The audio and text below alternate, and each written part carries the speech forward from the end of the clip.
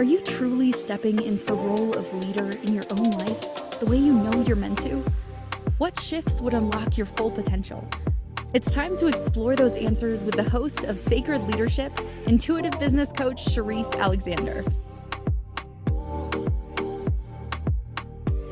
Welcome to Sacred Leadership with Sherisse on the Inspired Choices Network. I am, of course, Sherisse Alexander, your host today on this show. So, surprise, we were supposed to have a guest and they didn't show up, but that's okay. We are rolling by the seat of our pants, so bear with me as we do this. Today, what I will be talking about is maybe a little bit of storytelling and diving into a little bit more of the work that I do here in Nigeria with Watt Renewable Corporation and inherently some of the challenges that we face. So today, what I'm going to talk about is blending forward movement in an environment, in a developing environment. So what exactly does that mean? So just a little bit of background about myself in case this is the first time you're joining me. I've been in sales and business for the better part of my career.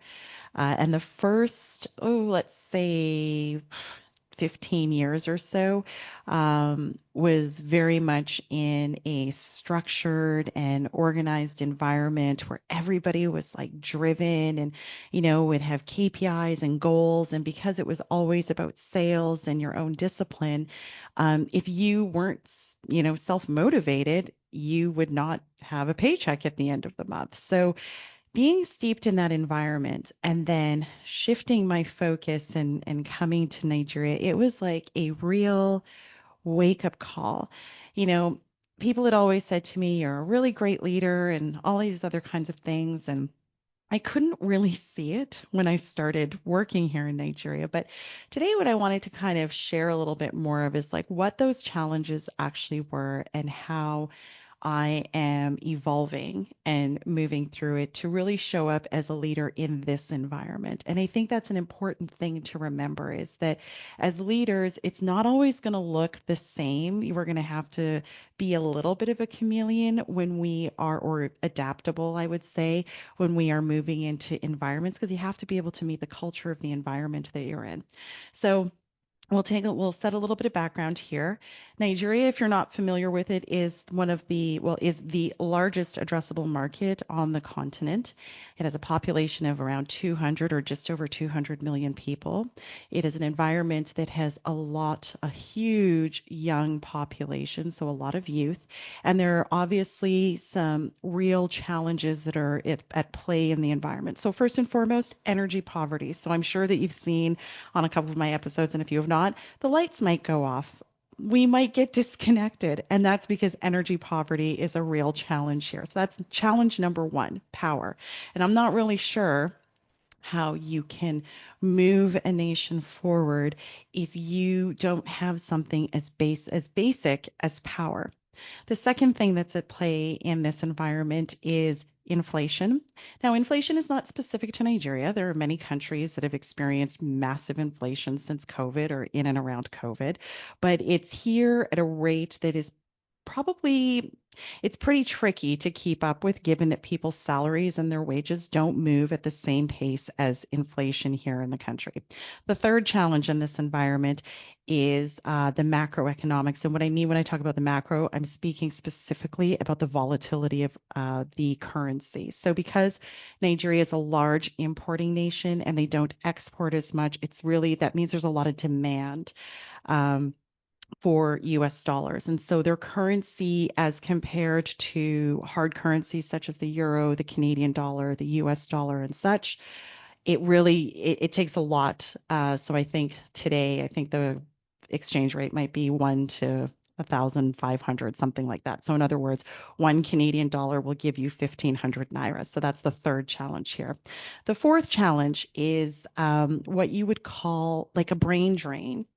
And the brain drain is like lots of people, they are leaving the country and they're going to the United States, the UK, Canada, almost anywhere but here. And the reasons ultimately would be all of the ones that I just mentioned. But in addition to that, the other challenge, which is security. And I'm talking about personal security and safety. So when I'm at home in Canada, I feel very safe. I go out in the day, I go out in the evening. I'm being aware of my surroundings and the like, but it is not the same thing here. You have to be a lot more mindful of your security because it's an enterprise. And so those are the challenges. I mean, there's probably many, many more, but those are the big, big challenges that there's one more. And this one's really important, but it comes down to all of those things that are really basic in Maslow's hierarchy of needs. It's like the things like food, clothing, and shelter, so that basic sense of security.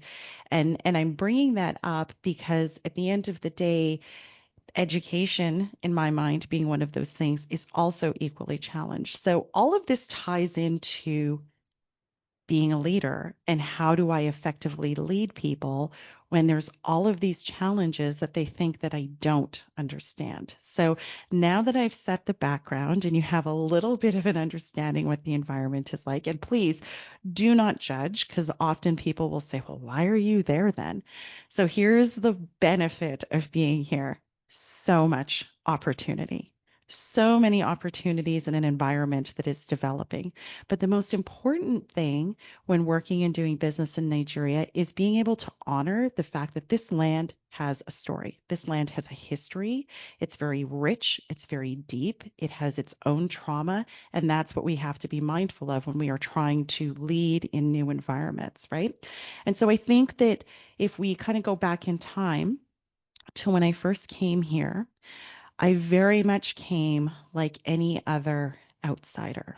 We'll say Westerner. We won't apply a color to it. We'll just call it Western mindset. And I came with this idea and this energy of like, I'm going to fix it. I'm going to make it better. I'm going to do all these things that work in North America, and I'm going to help these people do better. And I just want you to just imagine what the energy would feel like of somebody coming in from outside and thinking they're going to do better. And so I would come in and I would say, we're going to do this and we're going to do that. And we're going to, and totally had blinders on when it came to all of these things that I'm talking about. And so I struggled and I struggled a lot because it was setting myself up for failure and it was setting my people up for failure because I wasn't actually looking and listening to my people. I had come in with this very myopic view that at the end of the day, I must know right and I must know better. So my way must be the best way to go about doing that. And so it took a little bit of it was a little, not a little, it was a lot challenging because I found that I wasn't able to get any traction. I wasn't able to really communicate effectively because, there's also, I don't want to say a language barrier, but a lot of people have definitely said to me that they don't understand what I'm trying to say. So I had to like be mindful of these things, right? And slowing down and paying attention to like all of the cues. When there's confusion in someone's face or they pause and they're trying to like process what you're saying.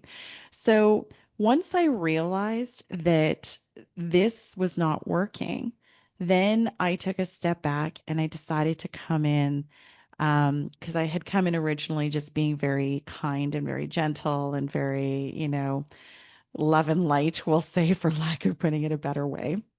And that wasn't working because Nigerians, then at least the Nigerians I was working with at that point in time, they were really not who is this lady who's just loving and lighting us to death.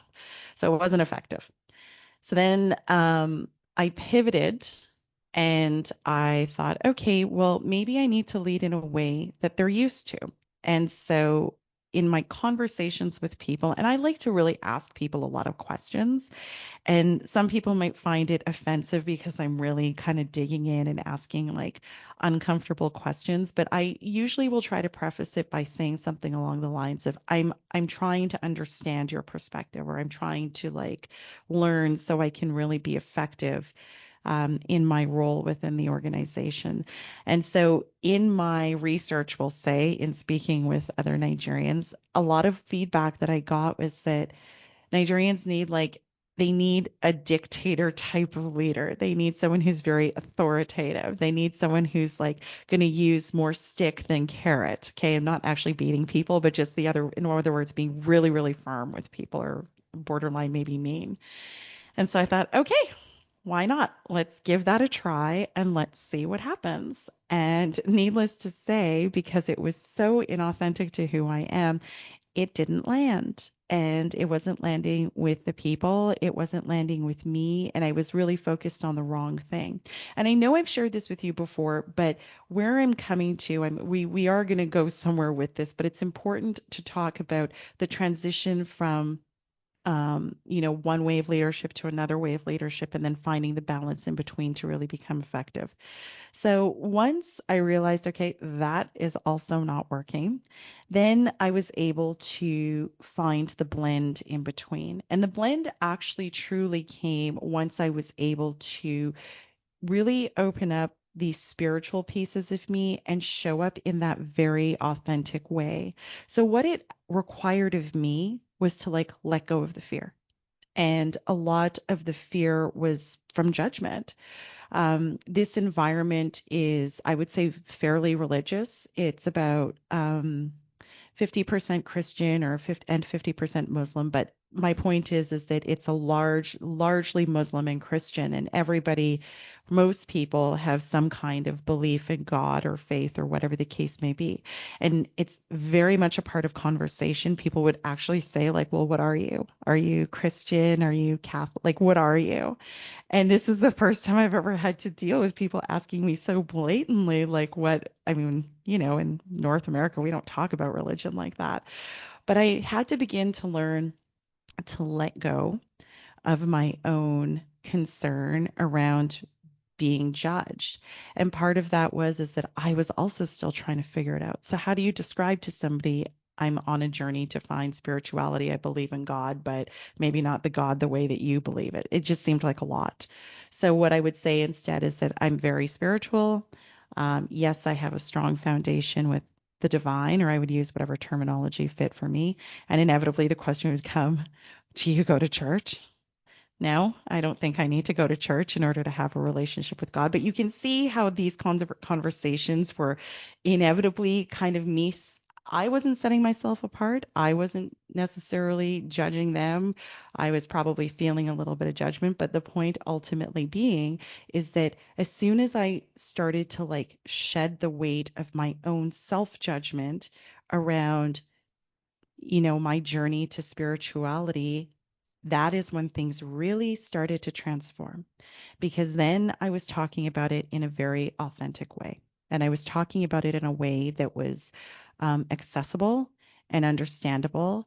And then I was finding that I was having these very intimate conversations with my people one on one, where I could say, and we could connect over it. And I could say, yes, I'm very spiritual and these are my beliefs and so on and so forth. And I was speaking about it in such a way that was genuine to me that it kind of like naturally began to like melt some of those barriers.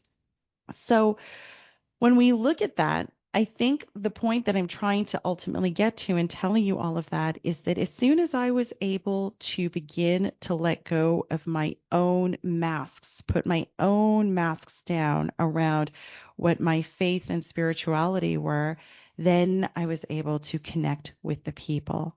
And ultimately, that is the first step in leadership. Well, it's not the first step. I think it's the second step. The first step in leadership is being able to look at yourself. And so by being able to witness my own fear, my own judgment of myself, the masks I was wearing, the facade that I was putting on, these many different ways that I was trying to show up that were not authentic to me. That was the first piece, witnessing myself.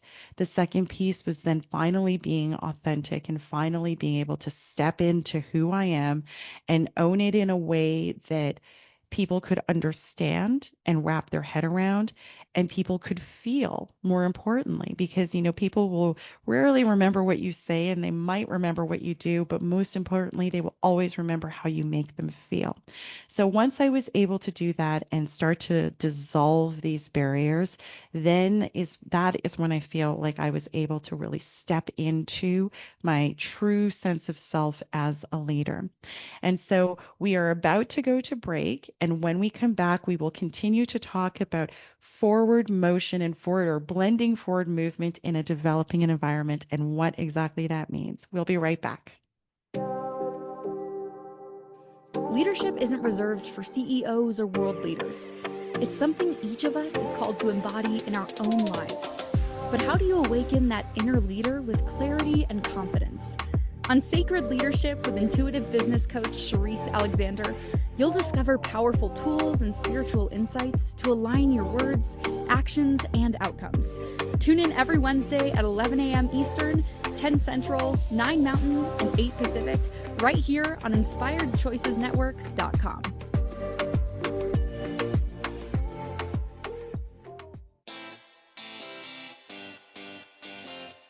Are you a subject matter expert?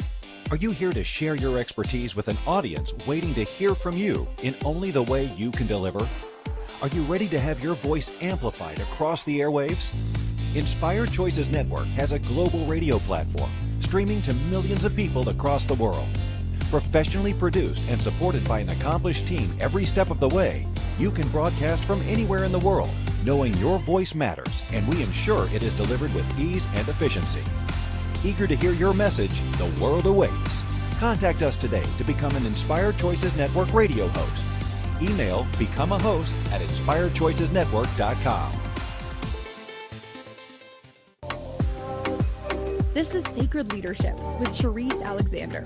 To participate in the program, join the live studio audience in our chat room at inspiredchoicesnetwork.com.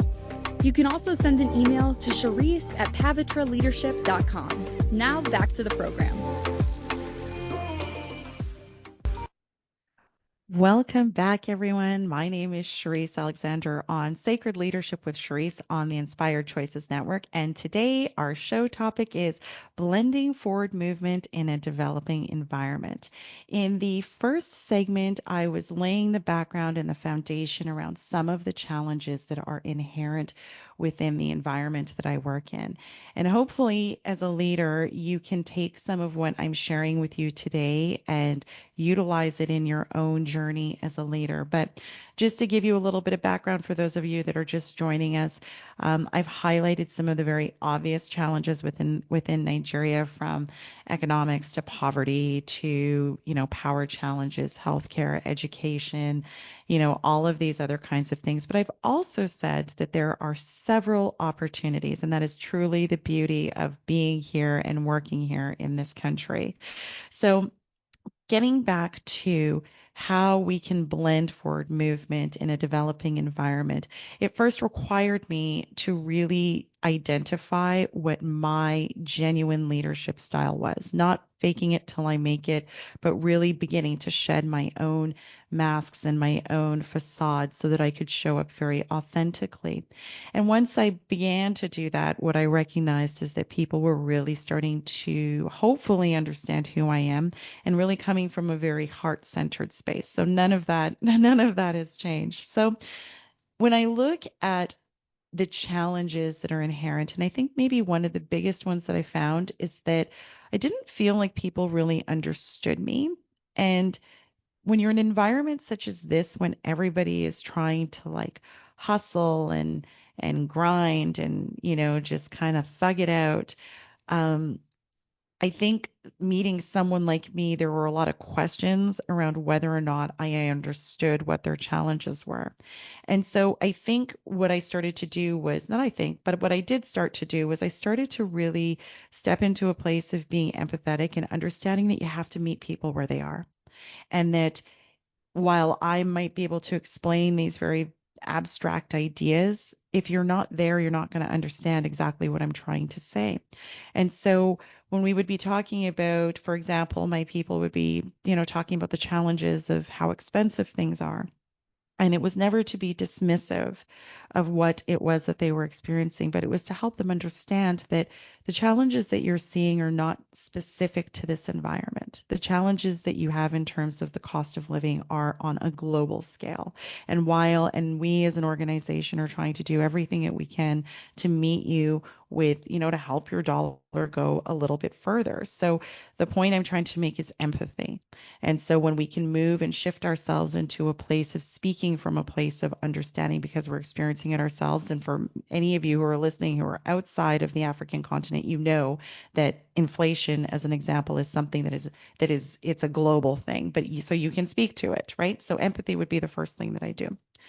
The second thing that I would often do with my folks is coaching. In fact, yesterday I was sitting with a young lady in our finance department. She has all kinds of potential, and so I'm just having a candid conversation with her, just a casual conversation, and we're talking about things like I asked her, I said, "Well, what do you want to do? You're doing this particular role in the finance department. Where do you want to take that?" And she was giving me an answer that was very surface. But I kept asking the same question, which was, okay, is there more? Because I think you have more in you. What else is there that you want to do? What lights a fire in your belly? You really want to get out of bed and like do invoicing all day? Like what else do you want to do? And my point is like I was using part of my intuition here because I was feeling into the conversation, and the conversation was telling me that there was more that she wasn't even scratching the surface on. So what I try to do with my people in this environment is really coach them and ask them questions that really get them to start thinking about their life, and not just in the context of the business, but in the context of, where is it that you want to go? If you're young, 25, 30 years old, and you've got your whole career ahead of you, what's your 3-year plan? What's your 5-year plan? What do you see yourself doing? Like, how can I help you get there? And so coaching is very much a large part of what I do with my people on a one-to-one basis. The third thing that I do is trust. And as you've heard me say on this show before, I have an open door policy, but people don't always trust that that is truly what I mean. So recently we did like an employee satisfaction survey, and we tried to design it in such a way that people could be as honest as possible without fear of there being punishment or some kind of negative consequence. And so, yes, I could still figure out based on the responses who was saying what. But the reality is that I really want to know. And I think that's part of where the misunderstanding comes from, is that maybe people are used to a certain leadership style in this environment. And so having somebody who is not going to retaliate might not be part of the experience. But I understood that. So because I understood that there's a specific leadership style here that people are used to or have been conditioned to, they were really very reluctant to have anything open and honest to say. That being said, I feel like people were as honest as they feel like they could be, and that was only because we've created or begun creating this environment where there is more trust that it's going to be okay for you to be open. And obviously, with a lot of this does happen in a one-to-one environment because I have an open door policy. I welcome people to come in. So regardless of if the people are struggling with something work related or if they're struggling with something that's personally related, I'm always encouraging them to like come and share whatever's heavy on your heart. You're human, I'm human. Sometimes we just need the support of the people around us to get through the day. And that's ultimately what I think one of my roles as a leader is really humanizing the experience and remembering that my employees, my staff, they're just people. Now, all of this, of course, happens with communication. And communication, as I've said on previous episodes, it's many, many different layers, right? There's obviously the vocal, like the verbal communication that happens. There's the nonverbal with the body language. There's the energetic communication that happens. And so I consider myself to be fairly emotionally aware and pay attention to those things. And when I see those things show up in communication with people, I don't ignore it. I will call people out on it. I will say things like, I can see that you're having a response to something that I said, or it feels like you want to say something. Share, tell me what's on your mind. This is meant to be a dialogue, not me telling you what to do. So lots of communication, and we do tons and tons of work around communication. It is like a daily occurrence. Tools and resources. So this tools and resources piece to me means that you got to be able to recognize where your folks are struggling. Because the one thing that I was really challenged with when I came here is I was not used to the fact that people wouldn't tell me when they couldn't do something. I would ask, I would, provide a task. I would say, I need you to do A, B, C, and X, Y, Z. And I would say, do you understand? And they would say, yes, I do. And then off they would go.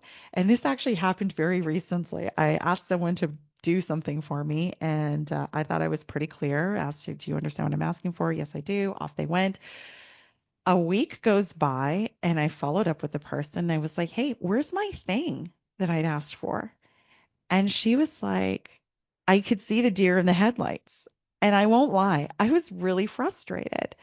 So I called her to my office and I said, listen, I am more than happy to help, but you got to tell me when you need it because I am not a mind reader. Like I explained the task to you. I asked you if you understood what I was asking you for. You said that you understood, and then you went away for a whole week and you didn't even come back and tell me that you didn't understand what I was asking you for. So I was really, really frustrated because, here I am putting in all this work around empathy and coaching and one-to-ones and open door policy and so on and so forth. But we're going somewhere here with this, right? Because I'm building here for a reason. So when she came in and I gave really, really clear instructions this time. I said, listen, let's not overcomplicate this. I'm like, you can literally do this thing in 5 minutes.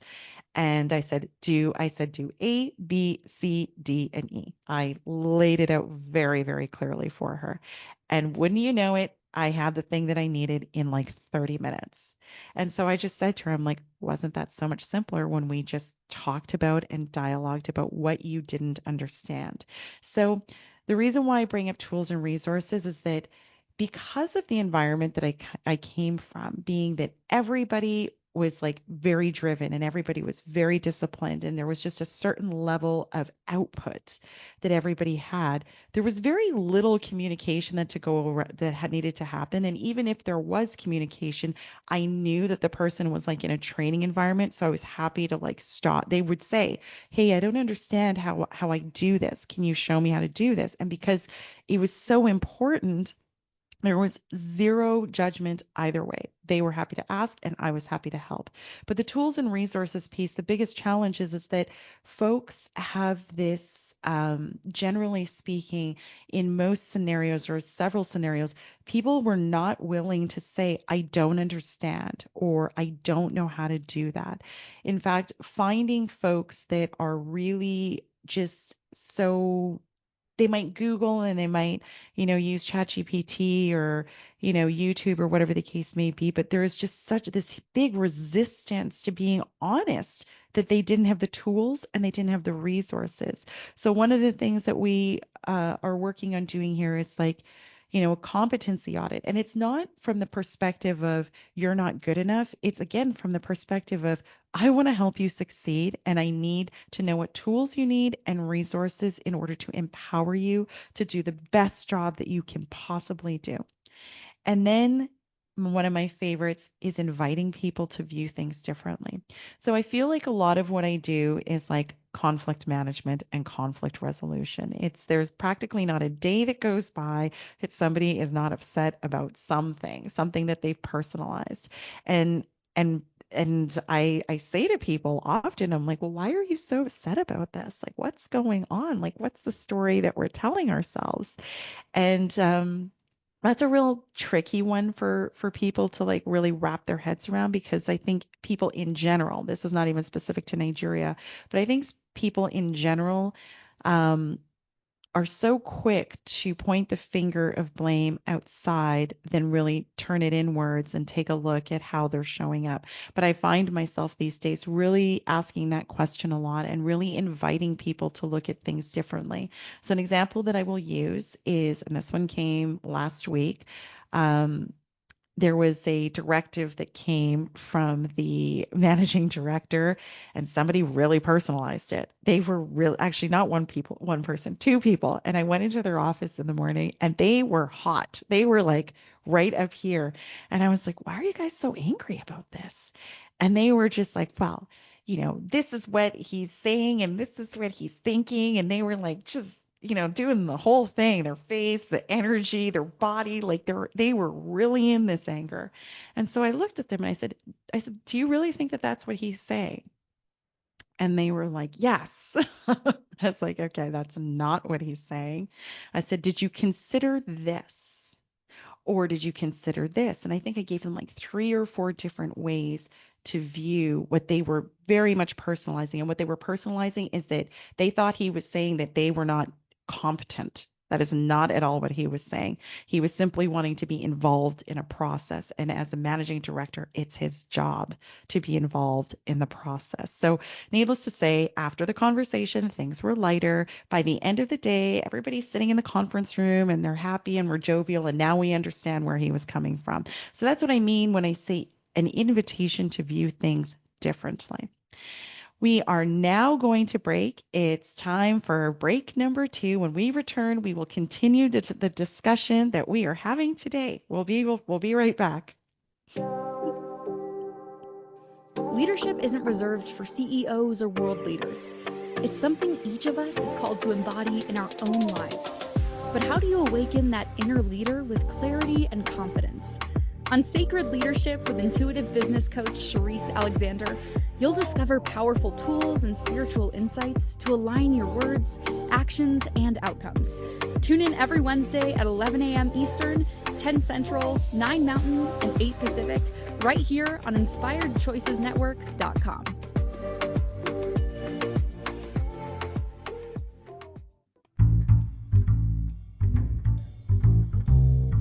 How wonderful would it be to carry your favorite Inspired Choices Network host with you throughout your day? Well, now you can. Inspired Choices Network now has its very own mobile app. Our free app offers live streaming shows, along with thousands of podcasts and TV episodes. Our shows cover a wide variety of topics. Whether you're waking up with us, carrying us through the day, and taking us to bed with you, we're always here for you to enjoy. We're easy to find. Just search for Inspired Choices Network in the Apple App Store or Google Play Store. This is Sacred Leadership with Sherisse Alexander. To participate in the program, join the live studio audience in our chat room at InspiredChoicesNetwork.com. You can also send an email to Sherisse@pavitraleadership.com. Now back to the program. Welcome back to Sacred Leadership with Sherisse on the Inspired Choices Network. My name is, of course, Sherisse, and today we are talking about blending forward movement in a developing environment. So in the first and second segments, we talked about some of the challenges that are very real and on the ground in Nigeria. And in the second segment, I talked more about some of the things that I try to do on a daily basis. And those things are things like empathy and coaching, trust building, one-to-ones, communication, and we were talking, just leaving off with tools and resources. So and invitation to view things differently. So I ask a lot of questions and I really try to encourage my people to move into empathy, the ability to see things from other people's perspectives and not really personalize things so much, because this is work. There's a time to be personal, and that's not saying park your personal at the door. That's just saying there's a time when you could personalize things that people are saying, but more often than not, it's really about getting things done. So there's just a couple more things that I wanted to cover, and this one is a huge one, and I really, really needed to learn how to do this, and that is the art of non-judgment. Now, let's be honest. We judge things all the time. Right, wrong, good, bad, positive, negative, like all kinds of things. We are constantly judging. And when I started working in this environment, I realized that like I was no different within the judging. I was judging like any number of things, right? Like just pick anything and I was judging it. And what really actually helped me to begin to move out of judgment was I read a book by Gabby Bernstein. It was called The Judgment Detox. And it really, there's the obvious judgments about good and bad, but there's also when we are judging and the recognition that sometimes when we're judging people or situations, we're actually, in fact, judging ourselves.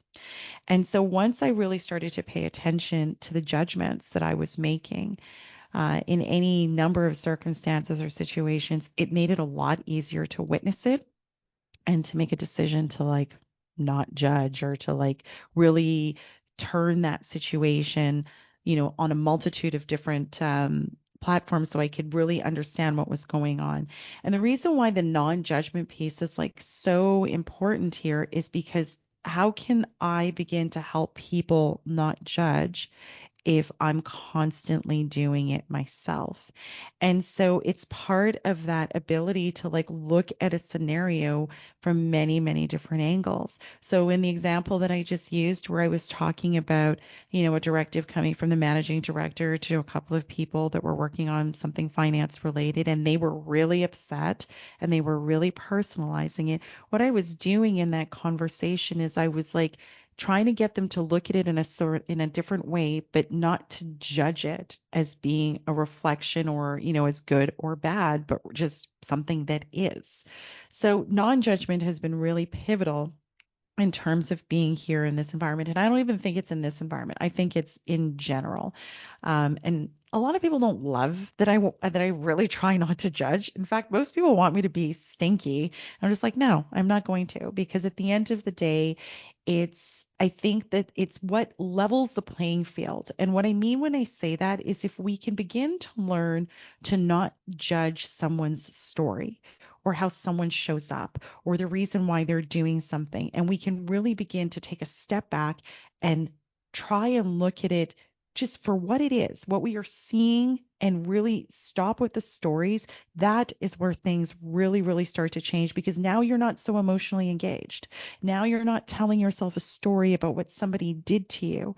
And I mean, I'll tell you, like, to be real honest with you, I can't tell you how many challenges there have been in this environment, but it has been the most crucial in my growth as a leader and as a business owner. And I'll be real honest, in like really testing my own resilience and my own strength and my own ability to like be really, really authentic. So the non-judgment piece, super critical for me. Now, so when we talk about all of those things, and this one was only just a recent awareness, and it was on an episode where I was talking with Alexandra Singh, and we were talking about DEI. And she'd said something to me in that episode that really, really resonated in a way that I had not even considered before. We were talking about money and we were talking about fundraising, and she was talking about the trauma and the trauma associated in the land itself. So when we think about Africa, and specifically West Africa, and the trauma that has occurred in this particular environment, you can start to see how these things can like really take root of how a culture and how people really, really evolve. So if you go all the way back to slavery days and you start thinking about what that would actually look like, if you transport yourself and you think about, this extremely traumatic experience that affected generations, that affected the land, like those things have such a scar. And I don't even think that there's been even a remote amount of healing to begin to dissolve any of those things. And the reason why I'm bringing it up is because, is it possible that this trauma that was inflicted all of these hundreds of years ago still is at play today in how people show up? And I would dare say absolutely. I mean, we see it in North America with the indigenous native population there. We see it globally around the world. When these kinds of things happen to a land, how do you negate that when there hasn't been any healing that's necessarily gone on to begin to repair, the things that have happened in the past? And so when Alexandra, what she brought up was she'd said, we talk about capital, but we can't forget that human capital, there was massive, massive trauma that was inflicted on human capital in this environment. And so inevitably with that trauma that was inflicted, there's naturally this distrust of anything that is, we'll say, foreign. And to be honest with you, that would actually include me.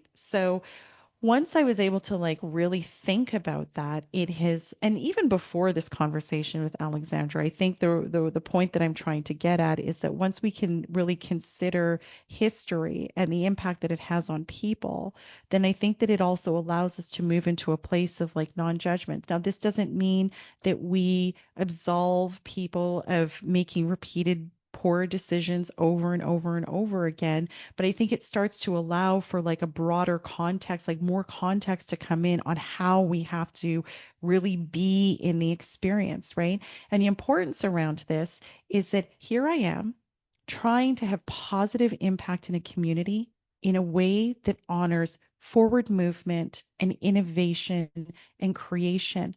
But I also have to find a way to honor the culture and the history of this environment. How can you possibly do that if we don't consider all of these things? And that is where we are going with this.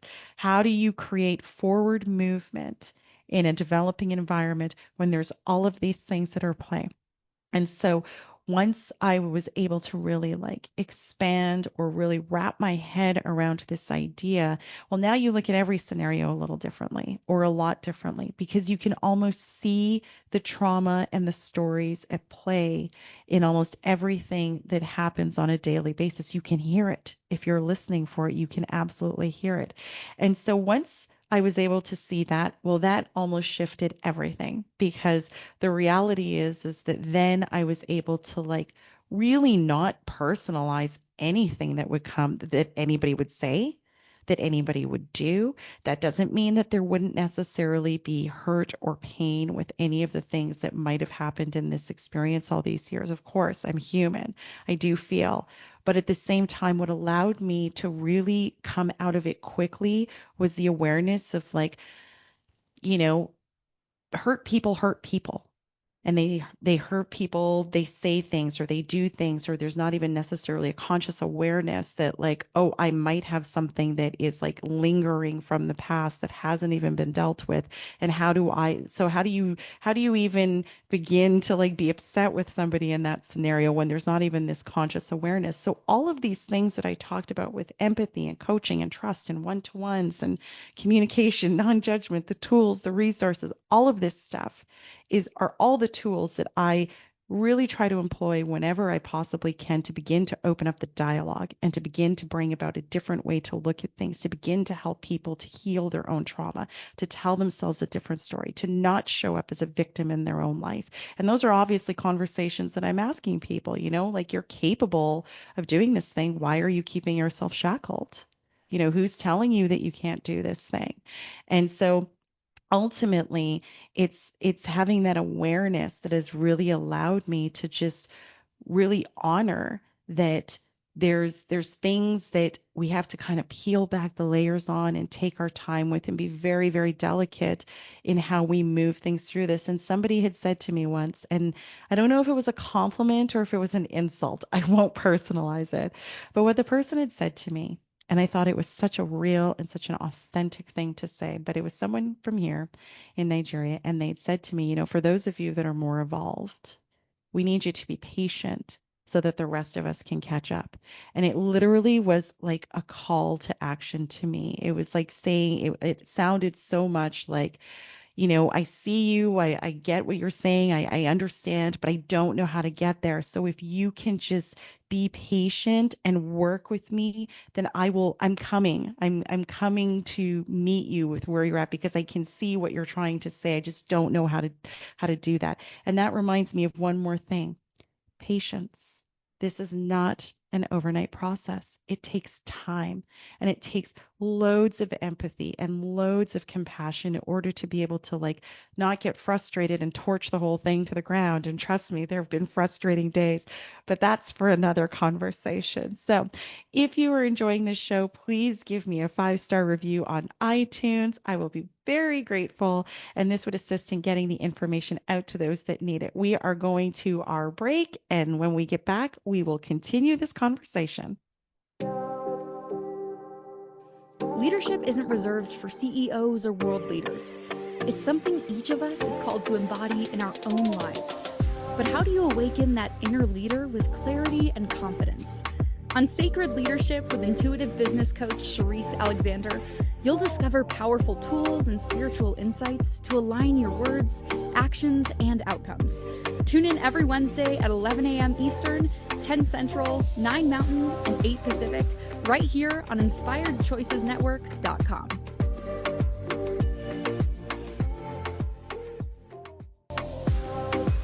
This is Sacred Leadership with Sherisse Alexander. To participate in the program, join the live studio audience in our chat room at InspiredChoicesNetwork.com. You can also send an email to Sherisse@pavitraleadership.com. Now back to the program. Welcome back to Sacred Leadership with Sherisse. Of course, I am Sherisse, and we are here on the Inspired Choices Network, where today we are talking about blending forward movement in a developing environment. In all the previous segments, just if you're joining us now, we talked about some of the challenges of working in a developing environment, and they're very real challenges, everything from inflation to macroeconomics to poverty to energy. I mean, the list is lengthy, but equally where there is challenges, there is obviously loads of opportunity. I then went on to talk about some of the things and the tools that I use as regularly as I can in order to help people step up in their experience here with me in the environment that I work in. And those are things such as empathy and coaching, trust, one-to-ones, communication, non-judgment, tools and resources, and an invitation to view things differently. And right where I left off before we went to break is I was talking about trauma.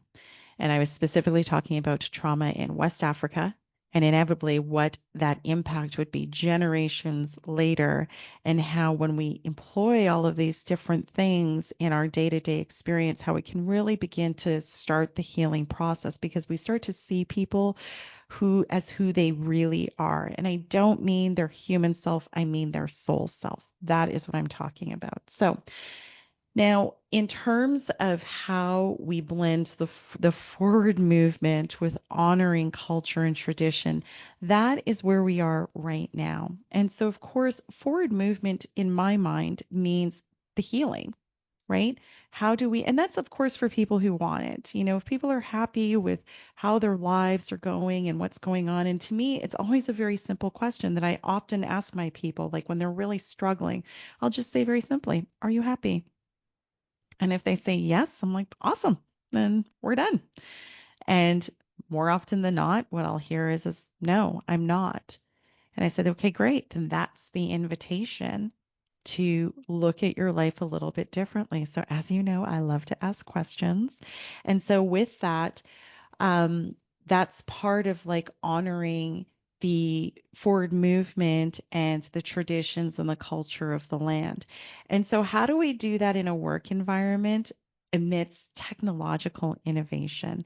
And so I think, and this has definitely been a conversation that we've been having more and more of, because I tell my people all the time, I'm like, I love technology. I love it. And I don't love it because I want to replace people. I love it because I want you to figure out a way to do your job better and faster so that you can do the things that you are really, really good at. I'm not sure if people really believe me yet with that, but it is genuinely the reason why, like, I want folks to really embrace technology. And, this is a conversation that becomes more and more relevant as we move forward. And, I say to my folks often, AI is coming. You can't stop it. It's evolving, and it's evolving very quickly. So how do you make sure that you still stay relevant in an environment where folks are looking for ways to like run their businesses more efficiently and with more, accuracy and all these other kinds of things that go along with technology? So for me, or not even just me, but I think for our organization as a whole, we recognize that there's a gap in training, development, and education.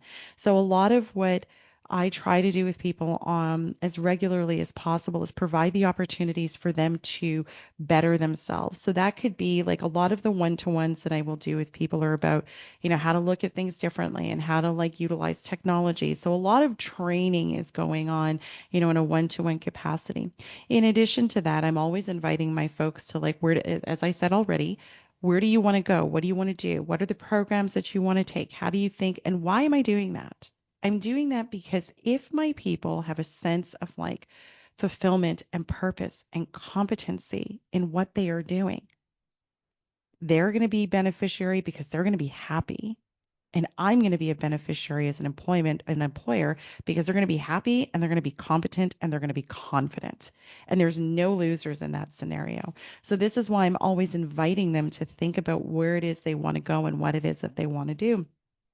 And then in addition to that, I'm constantly giving people like, read this book, read that book, try this, try that. So there's a lot of coaching that goes on a daily basis. But I also honestly think that it's how we let them know that there's so many different ways to show that you care. There is this somewhat of an idea that, and some people might not love that I'm going to say this, but I'm going to say it anyways. I think there's somewhat of an idea that your government should take care of you. I'm not disagreeing. Your government should take care of you. They should. But what happens when they don't? And I had a guest on here a few weeks ago that was talking about the education system. And so what I've said to other members on our team over the last year is like, listen, if we want employer or employees that are like going to meet the muster of what it is that we need, we can't rely on it to be coming from like outside of here. And so a lot of what I talk about is like, how do we create the systems where we can build and educate and train our people so that they feel empowered. And here's the truth. Some people might be worried about them going off to another employer, and that is absolutely a risk. But I'm not worried about those things because if I take really good care of my people and I really empower them, there could be a sense of loyalty where they actually want to stay and utilize all of those tools and resources that we gave them, that empowerment that we gave them, that confidence that, well, we didn't give it to them, but you get my point, is that we helped inspire within them so that they want to continue to pour it into the cause of what it is that we're doing. And really, at the end of the day, what we're doing is we're electrifying communities. That is what we are doing. We are keeping people connected with the work that we do. So as we are getting down to the end of today's very impromptu show, I just want to recap what we have talked about here today. The topic of today's show was blending forward movement in a developing environment. And to open today's show, I talked about all of the inherent challenges, which we could literally probably do an entire episode on each one of them. But I talked about things like inflation, volatile security, poverty, energy challenges, education, healthcare, all the things. I then went on to share all of the things, not all of the things, but a lot of the things that I try to do with my folks, which is communication, trust building, empathy, training and development, trying not to be judgmental, really honoring the land and the trauma that has occurred here. And realistically speaking, how can I prepare my people for the fact that technology is coming or is here? So how do I help them wrap their arms around it and equip themselves with enough education, information, and tools and resources, skills, so that they can be really effective and have a sense of confidence so that they can do or they can show up as their very best selves in their lives, so leaders in their lives, and also leaders within this organization and help us achieve what it is that we are looking to do. So that is, in summary, everything that we discussed today about blending forward movement in a developing environment. And I hope that today you were able to understand a lot more about what it is that we do here in this environment and the work that we do here. So if you are enjoying the content that I am bringing you week on week, please share that. You can email me at Sherisse@pavitraleadership.com. That's SHERISSE at PAVITRA leadership.com. If you're interested in being a guest or you have ideas for content, I would love to absolutely hear from you. And I should also let you know that shortly the website will be live. I'm very, very excited about all of the things that are coming with Pavitra Leadership in the upcoming weeks. Yeah. Additionally, if you enjoyed today's show, I would love if you could give me a 5-star review on whatever platform that you are watching from. So thank you so much for joining me today on Sacred Leadership with Sherisse on the Inspired Choices Network. And until next time, take care.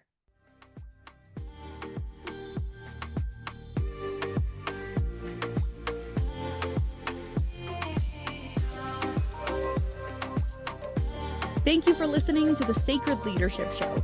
Sherisse returns Wednesday at 11 a.m. Eastern, 10 Central, 9 Mountain, and 8 Pacific on the InspiredChoicesNetwork.com. Until then, continue taking small steps today to be a leader in your life for the collective.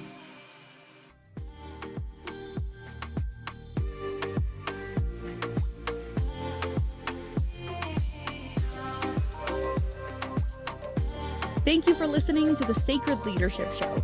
Sherisse returns Wednesday at 11 a.m. Eastern, 10 Central, 9 Mountain, and 8 Pacific on the InspiredChoicesNetwork.com. Until then, continue taking small steps today to be a leader in your life for the collective.